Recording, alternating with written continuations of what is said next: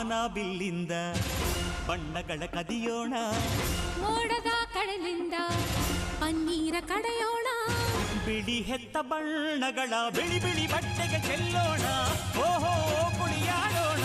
ಹೋಳಿ ಹೋಳಿ ಹೋಳಿ ಹೋಳಿ, ಏಳೇಳು ಬಣ್ಣದ ಬೆಳ್ಳಿ ಹೋಳಿ.